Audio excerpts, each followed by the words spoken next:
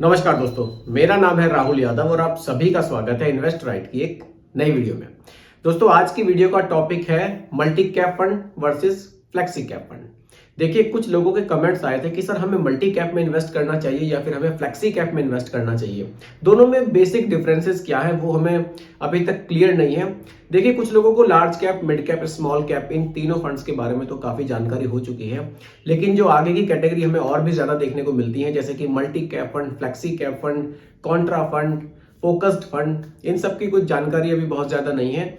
तो 3-4 व्यूअर से उन्होंने कमेंट किया था कि सर आप मेनली फ्लेक्सी कैप और मल्टी कैप में क्या डिफरेंसेस हैं, उसके ऊपर एक डिटेल वीडियो जरूर बनाइएगा। हमें इन्वेस्ट करना है ताकि हम क्लियर हो सकें कि हमें मल्टी कैप में इन्वेस्ट करना चाहिए या फिर फ्लेक्सी कैप फंड में।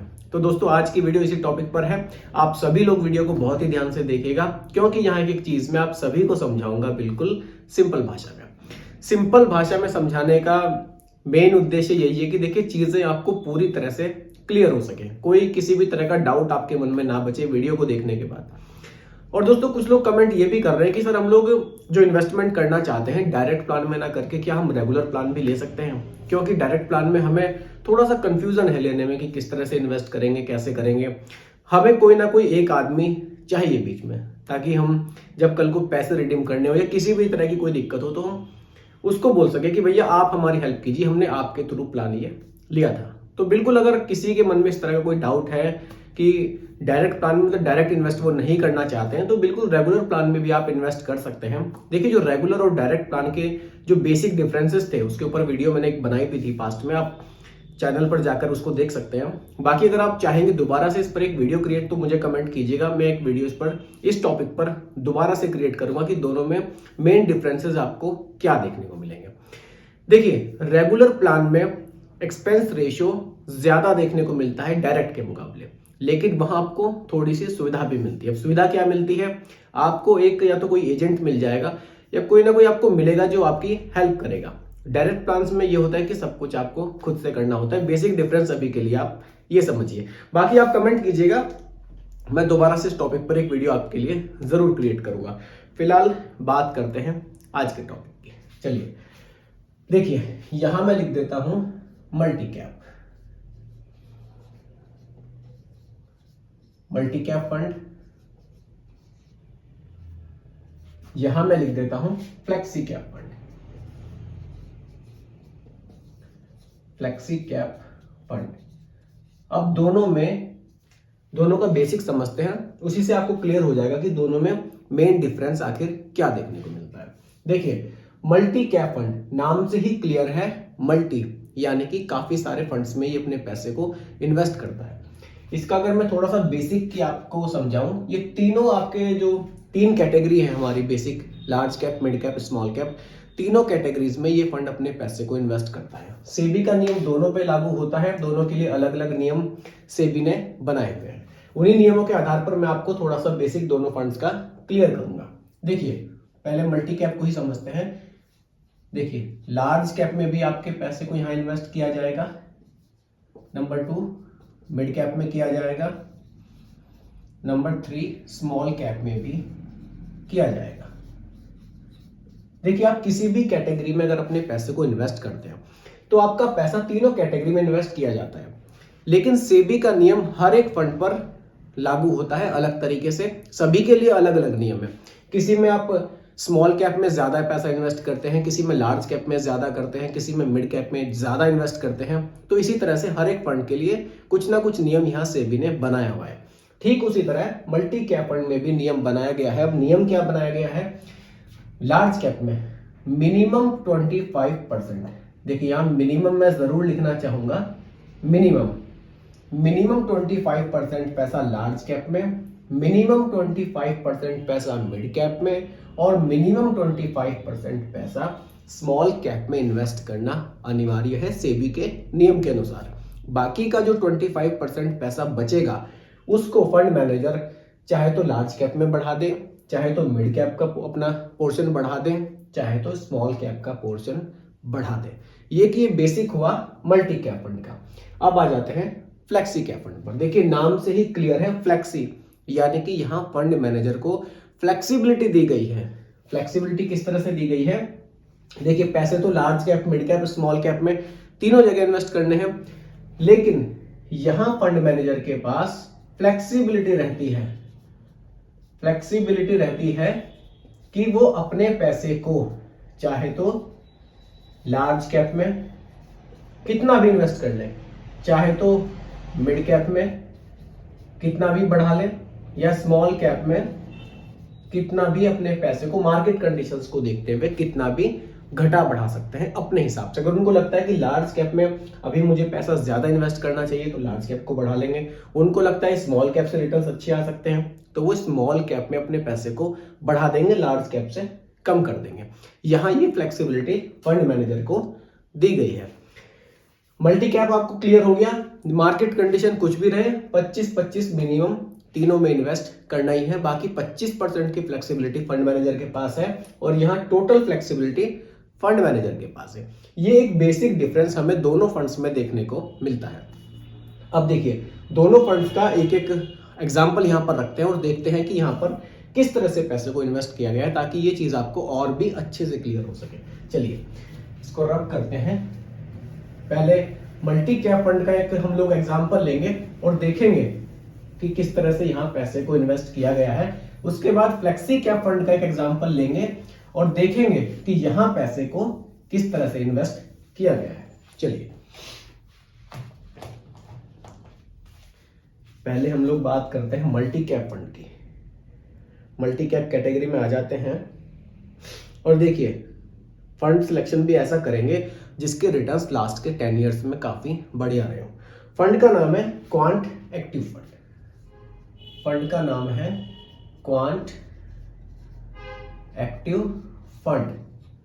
ये फंड का नाम है, मल्टी कैप कैटेगरी का ये फंड है। अब देखिए फंड साइज वगैरह की बात तो इसमें जरूरत नहीं है करने की, वैसे मैं बता देता हूं वर्बली। 7,413 करोड़ का फंड साइज है, एक्सपेंस रेशियो 0.77% का है। मेन जो बेसिक हमारी समझ में आएगा वो आएगा होल्डिंग से। देखिए यहां पर लार्ज कैप में कितना इन्वेस्ट है, मिड कैप में कितना इन्वेस्ट है और स्मॉल कैप में कितना इन्वेस्ट किया गया है, इसको समझना जरूरी है। देखिए लार्ज कैप में 37.19% पैसा इन्वेस्ट किया गया है, मिड कैप में 27.65% पैसा इन्वेस्ट किया गया है और स्मॉल कैप में 34.3% पैसा इन्वेस्ट किया गया है। जैसा कि मैंने आपको बताया था मिनिमम 25-25 तो रखना ही है, उसके अलावा फंड मैनेजर अपने हिसाब से पैसे का पोर्शन जो 25% बचता है उसको किसी भी फंड में बढ़ा सकते हैं। उन्होंने तीनों फंड्स में थोड़ा थोड़ा पैसा बढ़ा दिया है, सबसे ज्यादा लार्ज कैप में इन्होंने बढ़ाया है। तो यही एक बेसिक चीज है मल्टी कैप फंड की। यहाँ फंड मैनेजर अपने हिसाब से थोड़ा सा इसमें चेंजेस कर सकते हैं। 25-25% तो मिनिमम करना ही है, बाकी अपने हिसाब से वो एडजस्ट कर सकते हैं। देखिए अगर मैं यहां पर आपको रिटर्न्स बताऊं, देखिए लास्ट के सीधा 10 इयर्स के रिटर्न्स की बात करेंगे। इस फंड ने हमें बनाकर दिए हैं 23, लास्ट 10 इयर्स में लिख देता हूं, कोई कंफ्यूजन नहीं बचना चाहिए। लास्ट के 10 इयर्स में 23.94% के रिटर्न्स, एनुअल रिटर्न्स है इस फंड ने बनाकर दिए हैं, मल्टी कैप फंड ने। चलिए अब आ जाते हैं फ्लेक्सी कैप फंड की तरफ। यहां भी एक हम एग्जांपल लेंगे और देखेंगे कि यहां हमारे पैसे को किस तरह से इन्वेस्ट किया गया है, क्योंकि यहां फंड मैनेजर के पास फ्लेक्सिबिलिटी काफी है कि वो किधर भी अपने पैसे का पोर्शन घटा बढ़ा सकते हैं। चलिए देखिए फ्लेक्सी कैप फंड में तो मैं डायरेक्टली बात करूंगा सीधा पारंपरिक फ्लेक्सी कैप फंड की, क्योंकि ये फंड फ्लेक्सी कैप कैटेगरी में पर्सनली मुझे बहुत पसंद है और फंड बढ़िया है। देखिए किसी तरह की कोई फंड्स में आपको ऐसा कोई कमी आप निकालने वाली बात नहीं है, रिटर्न्स बढ़िया है, फंड साइज बहुत जबरदस्त है फंड का, तो ओवरऑल फंड बहुत बढ़िया है। देखिए फंड साइज की अगर मैं बात करूं, पहले यहाँ पर 52,000 करोड़ का फंड साइज है, बहुत पैसा लोगों ने इस फंड में इन्वेस्ट किया है। एक्सपेंस रेशियो 0.6% का है, लेकिन यहाँ हम बात करेंगे डायरेक्ट होल्डिंग्स की। पैसा यहाँ भी तीनों कैटेगरी में इन्वेस्ट होना ही है, लार्ज कैप में भी होना है, मिड कैप में भी होना है और स्मॉल कैप में भी होना है। देखिए वीडियो थोड़ी सी लंबी हो सकती है, शायद आप थोड़ा सा बोर होने लगे, लेकिन ये बिल्कुल भी बोर होने वाला टॉपिक नहीं है। चीज़ों को समझना बहुत ज़रूरी है। देखिए, चीज़ों को समझेंगे, हमारी चीज़ें हमारी क्लियर होंगी, तभी तो हम इन्वेस्ट करेंगे, तभी तो कॉन्फिडेंस आएगा हमारे अंदर कि नहीं यार, मल्टी कैप फंड में ऐसे इन्वेस्टमेंट होता है, फ्लेक्सी कैप फंड में फंड मैनेजर इस तरह से हमारे पैसे को इन्वेस्ट करते हैं। चीज़ें क्लियर होनी बहुत ज़रूरी है। देखिए, लार्ज कैप में यहाँ हमारा पैसा इन्वेस्ट किया गया है 70.51%। 70% पैसा तो लार्ज कैप कैटेगरी में इन्वेस्ट है, यानी कि इंडिया की टॉप 100 कंपनीज में। मिड कैप में 6.51% और स्मॉल कैप में 7.82% पैसा इन्वेस्ट किया गया है। क्योंकि यहां पर बाउंडेशन नहीं है कि मिड कैप में 25 रखना ही है या स्मॉल कैप में 25 रखना ही है, इसलिए इन्होंने लार्ज कैप को बढ़ा दिया है। ये चाहते तो लार्ज कैप को 70 से भी ज्यादा बढ़ा सकते थे। ये यहां फ्लेक्सिबिलिटी फंड मैनेजर को दी जाती है। अब देखिए, अगर यहाँ पर फ्लेक्सिबिलिटी मिलती है, ऐसा नहीं है कि रिटर्न्स फ्लेक्सी कैप में ही बढ़िया बनेंगे। देखिए, रिटर्न्स मल्टी कैप में भी 23% के देखने को मिले हैं। अगर यहाँ मैं रिटर्न्स की बात करूं, लास्ट के 10 ईयर्स के रिटर्न्स हम लोग देखते हैं, यहाँ मिले हैं, यहाँ मैं लिख देता हूं लास्ट 10 ईयर्स, वो हमें देखने को मिले हैं 20.46% के। ये रिटर्न्स हमें इस फंड ने बनाकर दिए हैं फ्लेक्सी कैप कैटेगरी में। तो उम्मीद करता हूं कि बेसिक चीजें आपको क्लियर हुई होंगी। देखिए, कई बार क्या होता है ना, यहां पर क्या है, यहां बाउंडेशन है कि 25 लार्ज में रखना ही है, 25 मिड में रखना है, 25 स्मॉल में रखना है। कई बार हमें इस चीज का बड़ा फायदा भी मिल जाता है, क्योंकि जरूरी नहीं है कि फंड मैनेजर हमेशा जिन स्टॉक्स में पैसा लगाए वो हमेशा ग्रो हो। इसलिए कई बार इस चीज से हमें फायदा मिलता है, लेकिन कई बार इस चीज से हमें नुकसान भी उठाना पड़ सकता है। मान लीजिए मार्केट कंडीशन नहीं है स्मॉल कैप में इन्वेस्ट करने की, तब भी 25% इन्वेस्ट करना ही पड़ेगा। यहाँ फ्लेक्सिबिलिटी है फंड मैनेजर के पास, वो किधर भी अपने पैसे का एलोकेशन बढ़ा सकते हैं। इन्होंने लार्ज कैप में ज्यादा पैसा इन्वेस्ट किया है, इसीलिए आपको रिटर्न्स इस फंड के मुकाबले यहाँ कम देखने को मिल रहे हैं। क्योंकि देखिए, यहाँ स्मॉल कैप में केवल लगभग 8% पैसा ही इन्वेस्ट किया गया है और यहाँ स्मॉल कैप में 34% पैसा इन्वेस्ट किया गया है। तो ये मेन डिफरेंसेस है दोनों फंड्स में। आप किस फंड में इन्वेस्ट करना चाहते हैं, उम्मीद करता हूं कि इस चीज को आप क्लियर करने के बाद एक सही डिसीजन अपने लिए ले पाएंगे। फिर भी कोई कंफ्यूजन हो, आप मुझे दोबारा कमेंट कीजिएगा, मैं दोबारा से आपको रिप्लाई जरूर करूंगा। बाकी दोस्तों, ये कोई रिकमेंडेशन नहीं है, एजुकेशनल पर्पस वीडियो आप लोगों के लिए बनाया गया है। वीडियो कैसी लगी कमेंट्स में जरूर बताइएगा, पसंद आई हो तो लाइक शेयर भी कीजिएगा, और मेरे चैनल पर अगर आप नए हैं इसको भी सब्सक्राइब आप जरूर कीजिएगा। बहुत बहुत धन्यवाद।